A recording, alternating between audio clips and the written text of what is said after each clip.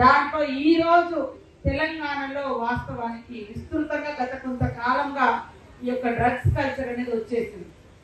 మేము మాదొక ములుగు అంటే మారుమూల ప్రాంతం. ఆ పిల్లగాడు హన్మకొండలో చదువుకుంటాడు 10th క్లాస్. అలా స్కూల్లో చెకింగ్ చేస్తుంటే వాడి బ్యాగ్లో ఇట్లాంటిది ఏదో దొరికింది. తర్వాత మీ అమ్మ నాన్న చెప్తానని ఇంటికి పోయి సూసైడ్ చేసుకుంది. అంటే ఇంత ప్రమాదం, అంటే పరువు పోతని ప్రాణమే తీసుకున్నాడు. దానికంటే ముందు ఫస్ట్ మన తల్లిదండ్రుల పరువు కాపాడాలి, ఫస్ట్ మన ఆరోగ్యం కాపాడుకోవాలనేటువంటి స్పృహ ఉండాలి. తర్వాత తల్లిదండ్రుల గౌరవం, నమ్మకం, వాళ్ళు మనం పెట్టుకున్న నమ్మకాన్ని కాపాడాలి. తర్వాత మన పరువు ఎక్కడ పోతుందో, నన్ను అందరు దోషి ఎక్కడ చూస్తారని 10th క్లాస్ స్టూడెంట్ పోయి ఆత్మహత్య చేసుకున్నాం.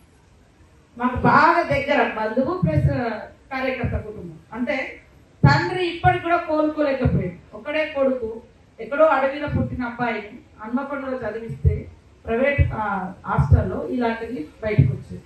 సో మీరందరూ కూడా మన తల్లిదండ్రులు పెట్టుకున్నటువంటి ఆశలకు, ఆశయాలకు, అదేవిధంగా మీ లక్ష్యానికి అనుగుణంగా చదవాలంటే కష్టాన్ని ఇష్టంగా ఎంచుకోవాలి. కష్టాన్ని ఇష్టంగా ఎంచుకుంటే పాఠశాల ఇందాక అన్నట్టుగా అక్కడ ఒక ఆడుకోవడానికి స్థలం ఉండదు, ఆడుకునే స్వేచ్ఛ ఉండదు, రకరకాల ఇబ్బందులు ఉంటాయి. సేమ్ టైంలో తల్లిదండ్రులకు భారం. వాళ్ళు సంపాదించిన రూపాయలన్నీ కూడా ప్రైవేట్ స్కూళ్ళలో ఫీజులు కట్టాలి. దానికంటే కూడా మరి ఇక్కడ మనకు ఫ్రీ ఎడ్యుకేషన్ ఉంటుంది. అనేక రకాలుగా ఇతరత్ర బుక్స్ కానీ, యూనిఫామ్స్ కానీ, అవన్నీ ఇంకా మనం ఏమైనా లోపాలు ఉంటే కూడా మెరుగుపరుచుకునే రకంగా మీ యొక్క సూచనలు, సలహాలను మేము తప్పకుండా తీసుకుంటాం. ప్రతి ఒక్కరికి కూడా బాగా చదువుకొని ఈ సమాజ అభివృద్ధిలో, కుటుంబాభివృద్ధి, మన అభివృద్ధి, సమాజ అభివృద్ధి మీతోటే ముడిపడి ఉంటుంది. కాబట్టి మరి మీరందరూ కూడా బాగా చదువుకోవాలని మనస్ఫూర్తిగా కోరుకుంటూ, ఎవరు కూడా ఆత్మ న్యూన్యతకు లోను కావద్దు. ప్రభుత్వ పాఠశాల అంటే ప్రభుత్వ పాఠశాల అనేది మన రైట్ అనే విధంగా, మన హక్కు అనేది, మనం చదువుకునే హక్కు ఉంది. అక్కడ ఏం తప్పు అంటే ఫెసిలిటీస్ లేకుంటే వాటిని సాధించుకుందాం. కానీ పక్కకు వెళ్ళి ప్రైవేట్ స్కూళ్ళకి వెళ్ళి మన తల్లిదండ్రులకు ఆర్థిక భారాన్ని ఇవ్వకూడదు అని మీలాంటి వాళ్ళందరూ కూడా, ఇంకా మిగతా వాళ్ళకు కూడా చెప్పాలి. ఇప్పుడు 10/10 మార్క్స్ వచ్చినటువంటి వాళ్ళు ఇక్కడ ఉన్నారు. మరి వచ్చినాయి కదా, మొన్న ఇంటర్లో మా ములుగు కూడా ఫస్ట్ వచ్చింది. ములుగు అంటే అందరికీ బ్యాక్వర్డ్ ఏరియా అనే ఒక ఫీలింగ్ ఉంది. వాస్తవాన్ని కొంత మాదంతా అడవి రాజ్యం కాబట్టి మరి కొన్ని ఇబ్బందులు ఉన్నా కూడా మా దగ్గర నుంచి కూడా గవర్నమెంట్ స్కూళ్ళలో చదివేటువంటి పిల్లలు ఇంటర్లో ఫస్ట్ వచ్చింది, స్టేట్ ఫస్ట్ వచ్చింది. అట్లా విద్యా బోధన అనేది ఆ చెప్పేటువంటి టీచర్స్ మీద డిపెండ్ అయి ఉంటుంది. టీచర్స్ కూడా లేదా ఇతర లెక్చరర్స్ కానీ, ప్రిన్సిపాల్స్ కానీ ఇప్పుడు ఆ పిల్లలకు మంచి విద్యా బోధన చేయడం అనేది మనకు ఒక గొప్ప సాటిస్ఫాక్షన్. నన్ను చూస్తే నా టీచర్ అమ్మ చాలా హ్యాపీగా ఫీల్ అవుతుంది. ఓకే, నేను పెట్టిన మొక్క పర్వాలేదు, మంచిగానే ఎదిగింది అని. అవునా కాదు? అట్లా ఇక్కడ ఉన్నటువంటి వాళ్ళందరికీ కూడా మేము ఏదో ఒక మంచి రంగంలో రాణిస్తే మన తల్లిదండ్రులు గర్వపడతారు, మన టీచర్స్ గారు. అందుకని టీచర్స్ మన పిల్లలను ప్రయోజకులు చేయాలని ఎట్లయితే కలలు అంటున్నామో, మన పిల్లల్ని ప్రయోజకులు చేయాలనుకుంటే వృత్తిలోకి మీరు టీచర్స్గా వచ్చింది.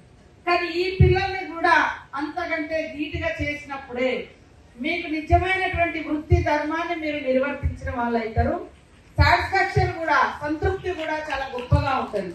టీచర్స్ దగ్గర ఎన్ని వేల మందికి, లక్షల మందికి వాళ్ళు, కొంతమంది అది ఒక పెద్ద ఉన్నతమైనటువంటి పిల్లలకు ఒక స్టేటస్ లాగా, అదొక గౌరవం లాగా వాళ్ళందరూ ఒక దగ్గర చేస్తూ ఉంటారు. కొంతమంది, నేను అందరూ అనట్లేదు, అదొక గౌరవంగా ఫీల్ అయ్యి ఆ కొన్ని క్లబ్బులలో, పబ్బులలో అదంతా దందా నడుస్తుంటుంది. ఇందాక మనోళ్ళు అన్నట్టుగా ఇది పేదవాళ్ళు ఎంటర్ అయ్యేది కాదు, లేదా మారుమూల ప్రాంతాల వాళ్ళు వచ్చేది కాదు అనేటువంటి భావన కూడా కొన్ని సెక్షన్స్ వాళ్ళదే అనేటువంటి భావన. కానీ అట్లాంటి కాడ కూడా మరి ఇంత గొప్ప కల్చర్ అని చెప్పుకునే కాడ కూడా ఎట్లాంటి కల్చర్ వస్తుంది? ఈ డ్రగ్స్ అనే కల్చర్ కూడా అక్కడి నుంచి వస్తుంది. అది మెల్లమెల్లగా కొన్ని స్కూళ్ళలోకి వచ్చేసింది, కొన్ని కాలేజీలకు వచ్చేసింది, కొన్ని హాస్టల్స్కి వచ్చేసింది, కొన్ని ప్రభుత్వ పాఠశాలలకు కూడా వచ్చేస్తున్నట్టుగా అనిపిస్తుంది. కాబట్టి అది ఖచ్చితంగా దాన్ని మనం తరిమి కొట్టాలి. అలాంటి బ్యాడ్ హ్యాబిట్స్ మన జీవితాలను నాశనం చేస్తాయి.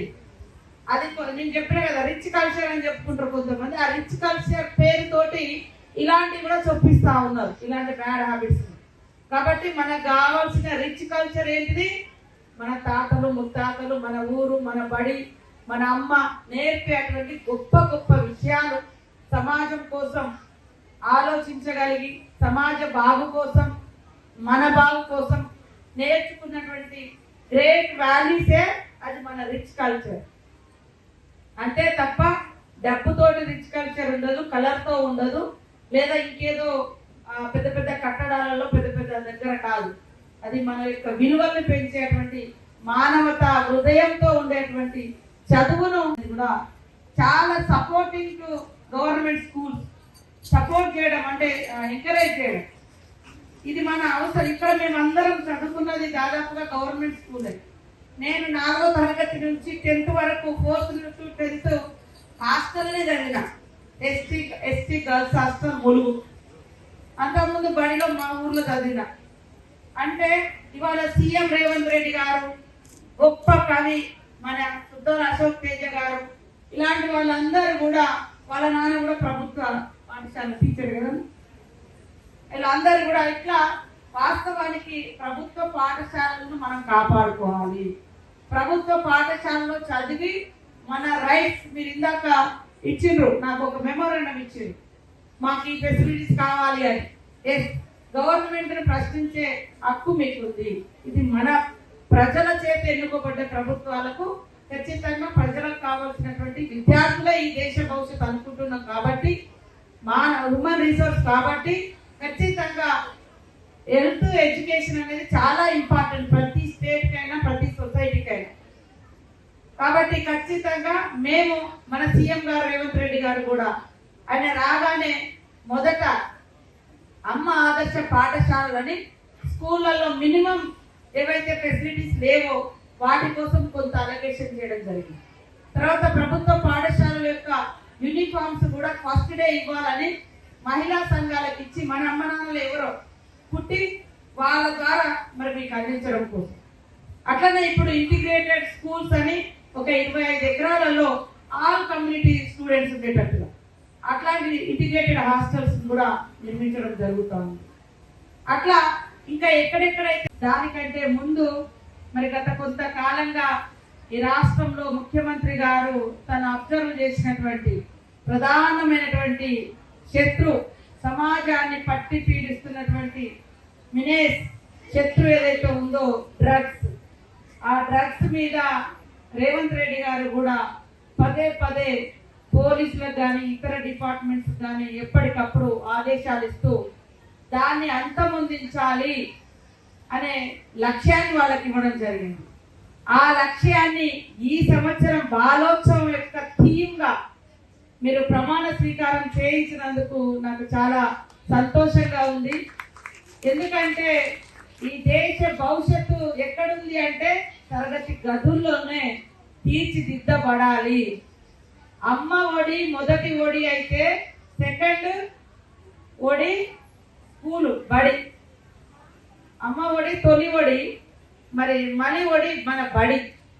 అమ్మ తల్లిదండ్రులు పాలిచ్చి పెంచి పెద్ద చేసి ఒక వయసు వచ్చిన తర్వాత స్కూల్ పంపుతారు.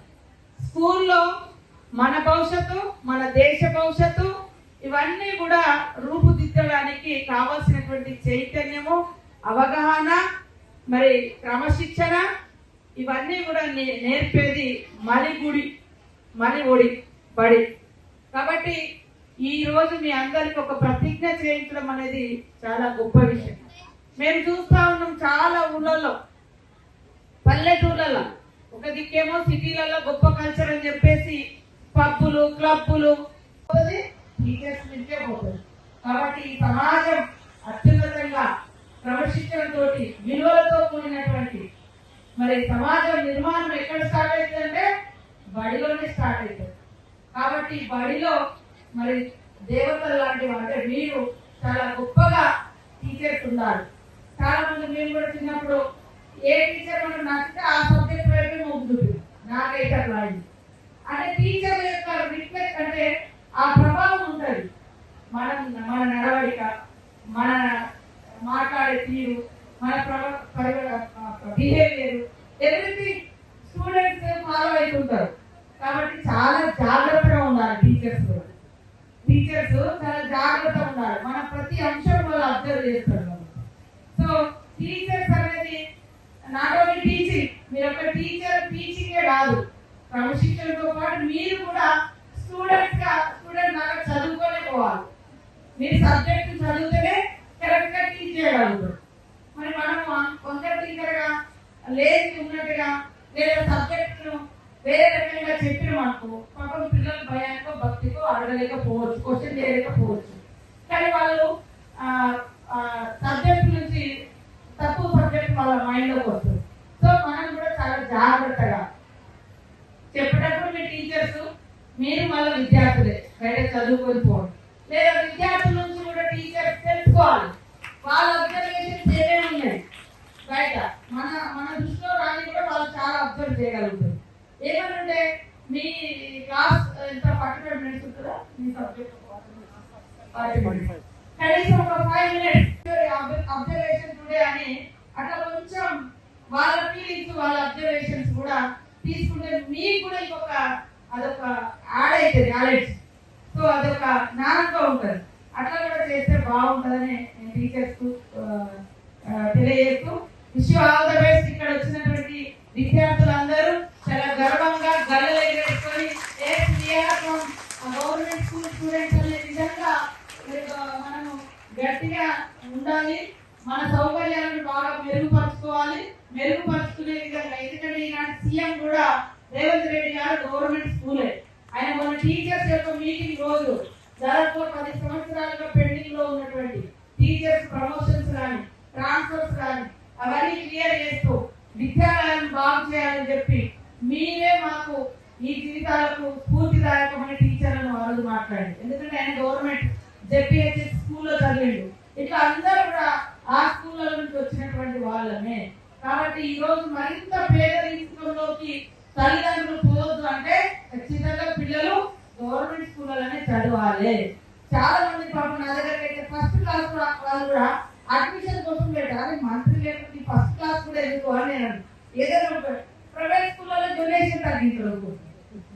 అరే నేను అదే అంటున్నా, మాకు కూడా ఇబ్బంది అనిపిస్తుంది. ఫస్ట్ క్లాస్ కూడా లక్షల డొనేషన్స్, వాటి కోసం స్కూల్ అడ్మిషన్స్ కోసం రికమెండేషన్స్. అట్లా కాదు, ఇట్లా మంచి విద్యా వ్యవస్థ మన దగ్గర ఉంది. దాన్ని ఇంకా మనం పటిష్టం చేసుకుందామే.